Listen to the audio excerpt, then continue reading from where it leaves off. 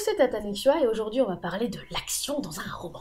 Des bagarres, des courses-poursuites, des chasses au trésor ou tout simplement le mouvement, c'est parti. L'action c'est quoi? Alors actio en latin, et oui je vous vois venir les fans d'Harry Potter, actio, c'est le fait ou la faculté d'agir, de manifester sa volonté en accomplissant quelque chose, être poussé en fait à l'action. On n'est plus dans la description qui fait un arrêt sur image, une pause dans le récit, voire l'affiche sur la description. Dans l'action, les personnages agissent, et si le lecteur a accroché à un personnage, il sera complètement pris dans l'action. Il faut vraiment voir cela comme un accélérateur. Et quand on pense action, il ne faut pas tout de suite vous imaginer, ouais, tout de suite il va y avoir un combat, il va y avoir des coups d'esto, il va y avoir plein de choses comme ça. Il n'y a pas que ça. Non, l'action, c'est vraiment le fait de faire quelque chose, d'accomplir quelque chose. Il y a plusieurs exemples, comme je l'ai dit effectivement au début, ça peut très bien être une course-poursuite, ou alors une chasse au trésor. L'air de rien, il va y avoir quand même beaucoup d'action. Comment les travailler ? Alors tout comme les dialogues, oui, sauf dans les fiches, encore une autre vidéo, et ainsi que les descriptions, au moment du premier jet, écrivez la scène comme elle vous vient à l'esprit. De toute manière, vous allez avoir des relectures, très certainement des réécritures, vous allez aussi avoir des bêta-lecteurs qui vont passer, et peut-être, si votre ouvrage est pris dans une maison d'édition, vous allez de toute manière retravailler le texte avec un directeur ou une directrice éditoriale. Donc, pour le moment, concentrez-vous sur ce que vous ressentez à ce moment-là. Et oui, vous allez le retravailler, rassurez-vous, c'est certain, et rien que pour éviter les répétitions ou chasser les verbes termes, comme par exemple être et avoir. Rien que pour ça et rien que pour le vocabulaire, on va dire, élaboré qui viendra certainement plus tard, ne vous cassez pas la tête dès le premier jet. Alors ensuite, c'est toute une préparation. Évidemment, l'action ne doit pas venir comme ça, comme un cheveu sur la soupe, oh bah tiens, j'ai envie de mettre de l'action là, je mets de l'action là. Alors non, je l'ai déjà dit pour les dialogues et aussi les descriptions, il faut que ça coule de source, il faut pas que ce soit mis là pour être mis là. La tension doit vraiment monter. Imaginez, vous êtes dans un roman policier, et vous venez de décrire un entrepôt dans lequel plusieurs trafiquants armés se tiennent prêts à en découdre. Un personnage se prépare, retire la sécurité de son arme et dit « Allez, on fonce !» Bam! Bah là, vous allez décrire ce qu'il fait, il va peut-être tirer sur les ennemis, il se met à couvert, il couvre un coéquipier, il reçoit des coups, des balles, il court, hop, description de ses douleurs, on ralentit un peu le rythme, après on repart, on parle de ses émotions, ça va être extrêmement intense, le lecteur ne doit pas décrocher de l'ouvrage. L'action, c'est vraiment le moment où il ne faut absolument pas que ça décroche. Si le lecteur décroche, ça va pas le faire. Mais, attention, il doit aussi pouvoir respirer le lecteur. Donc il ne va pas falloir non plus enchaîner sur plein de scènes d'action, puisqu'au bout d'un moment, on va déjà être complètement perdu, on va plus savoir en fait ce qui se passe, et on va avoir tellement du mal à les assimiler qu'on va se dire, il s'est passé quoi en fait au début? Pourquoi ils ont fait ça? Ah oui, ils ont fait ça parce qu'il y avait ça. Donc attention, ne pas trop en abuser.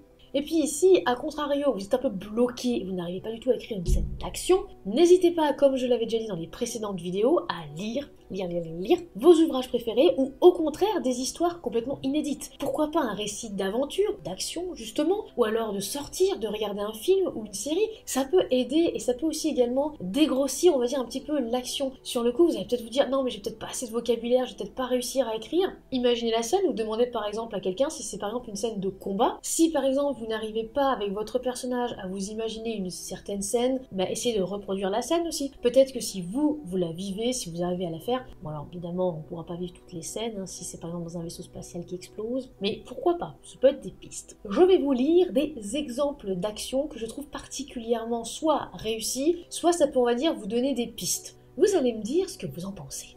Je souris et replace sa main entre mes jambes. Je me force à ressentir quelque chose. Ça marche un peu, suffisamment de toute manière. Mes pensées vagabondent. Je songe à la pile de recyclage en bas, tout ce papier.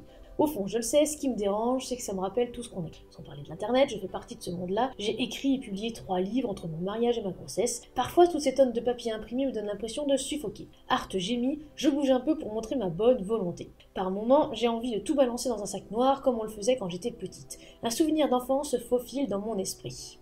Et un petit peu plus loin, il respire plus fort maintenant, ses mouvements sont plus puissants. Je sais qu'il est au bord du plaisir, mais qu'il se retient, qu'il m'attend. Je lui souris, sachant qu'il comprendra ce que je veux dire. Art pousse un sourire de contentement, puis roule sur le dos, un bras en travers de ma poitrine. Dès qu'il commence à respirer plus profondément, je me dégage, c'est un fait dont j'ai conscience, mais que je me refuse à affronter.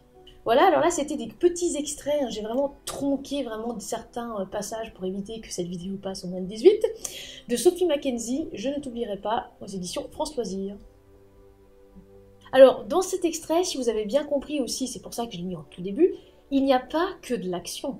Si vous avez bien compris, on va dire comment ça peut vraiment être travaillé. Il y a de la description dans son esprit, il y a de la narration aussi. Il n'y avait pas de dialogue dans cet extrait, je vous en lire d'autres où il y a effectivement des dialogues qui peuvent entrecouper cette action. Mais c'est un petit peu pour vous montrer comment il faut travailler l'action vraiment avec tout ce qu'il y a autour. C'est pas de l'action pour de l'action, c'est l'action qui coule de source dans un moment. Passons à l'extrait suivant. Ah ça y est, nous y voilà. Sème la mort, récolte-nous des âmes, tue-les tous. Johan se retourna vers la douzaine de ses camarades prostrés dans le fond de la classe contre la porte. Ils étaient horrifiés par la situation, si bien qu'ils n'avaient peut-être pas remarqué les lézards du mur gorgé du liquide noir. Le garçon armé laissa Jarvis recroqueviller sur l'estrade où elle se vidait de son sang. Il avançait vers les autres d'une démarche nonchalante. Il arriva en premier à la hauteur d'Alban, le caïd le plus adulé de l'établissement. Le visage impassible, il jaugea ce garçon qu'il avait maintes fois humilié et passé à tabac. Ce dernier leva la main et balbutia quelques propos incohérents d'une voix chevrotante. Sans aucune pitié, Johan vida le reste de son chargeur sur sa victime.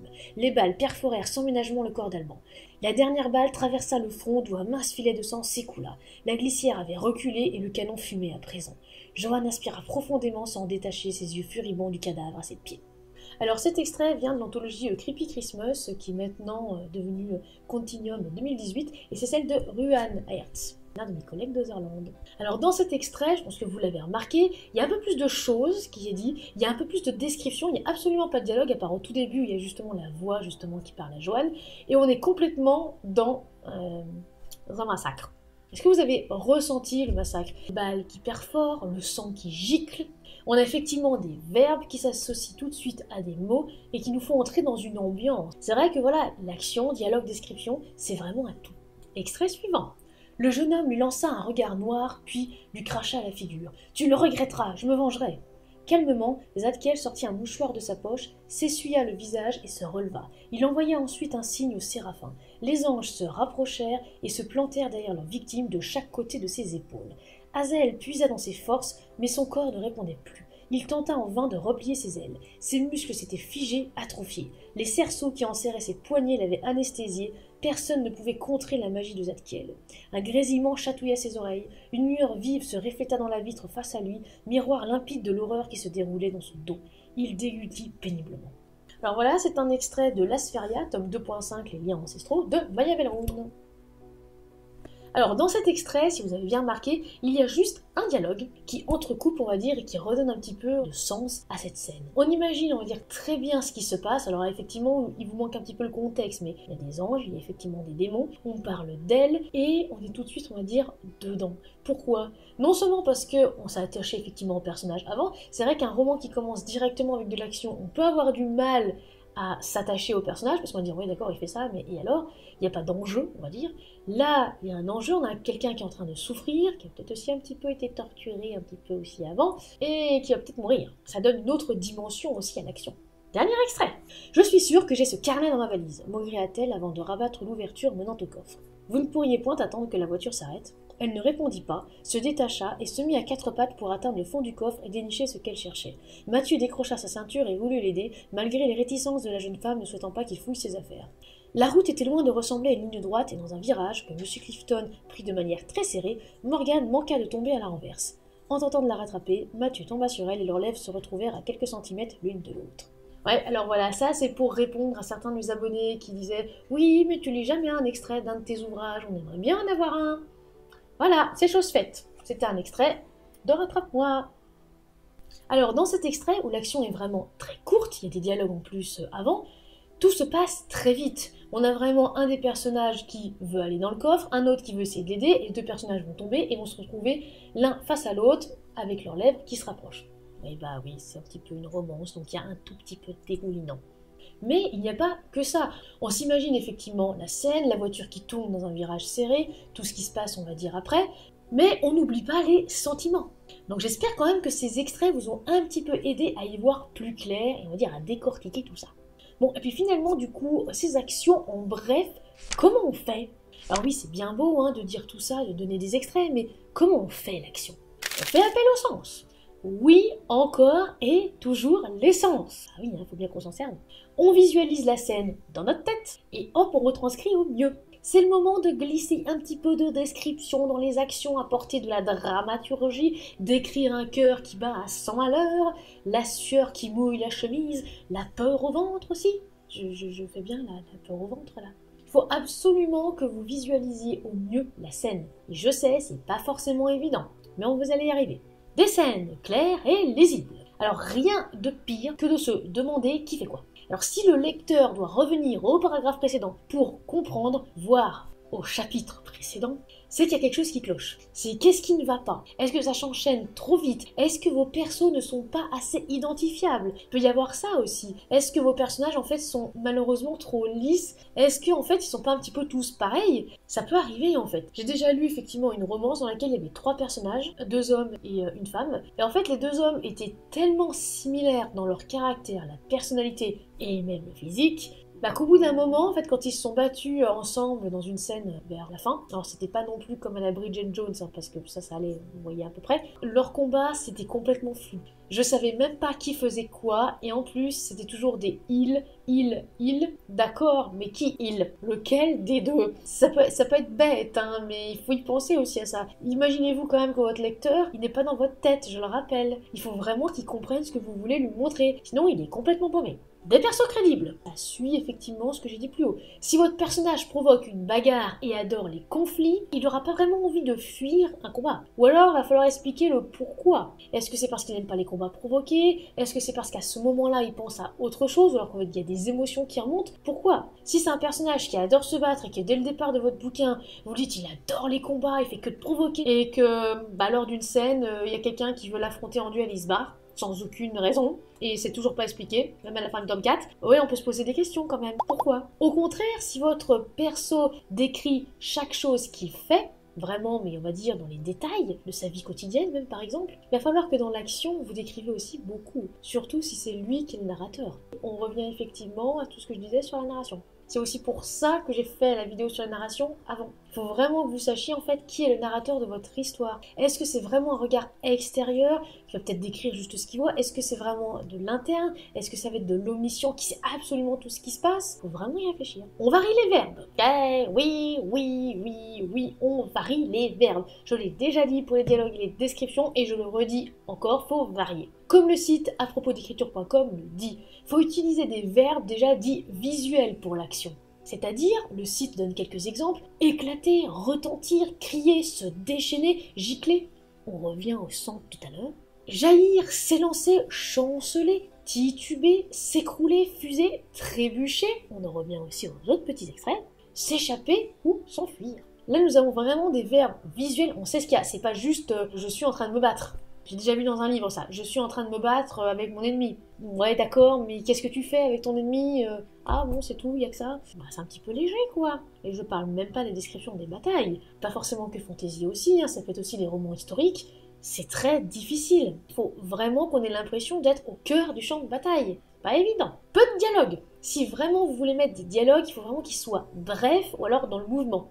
Il peut aussi y avoir un échange entre les personnages qui jouent dans la même équipe, pourquoi pas, dans le cas où le héros pourrait être aidé, ou alors aussi un échange entre amis et ennemis, avec peut-être des petits pics, des provocations aussi. Ça se voit aussi très bien dans les séries, dans les films. Il peut y avoir des dialogues, mais alors ça va pas être une tirade de 15 pages, hein, parce qu'alors là, l'action, c'est complètement coupé, là. Des phrases plutôt courtes. Alors attention de ne pas trop hacher non plus, mais les phrases courtes vont traduire une urgence. C'est vrai que les phrases courtes, ça va vraiment, allez hop, on se dépêche, on va dire, d'arriver à la fin de la page, on tourne la page, qu'est-ce qui se passe? Alors que les phrases longues, ça appelle plutôt à un calme, plutôt on va dire à de la narration ou de la description. Le retour au calme. Le retour au calme. C'est vraiment la chose qu'il ne faut pas oublier.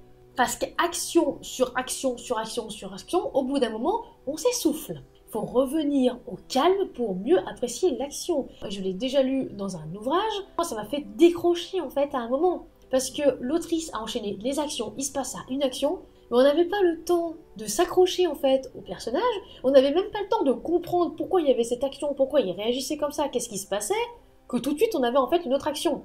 Laissez-nous un petit peu respirer. Alors sauf, il y a peut-être à la limite une exception, dans les thrillers où vraiment il faut qu'on soit tenu en haleine jusqu'à la fin. Donc à la limite oui. Mais alors dans les autres romans, et puis alors, surtout si les romans fantasy, puisque là ce que je dis c'est un roman fantasy, ben il faut un petit peu nous laisser respirer, hein, parce que sinon on referme l'ouvrage et on se dit, il s'est passé quoi en fait? Ah oui, ils ont fait ça, ils ont fait ça, ils ont fait ça.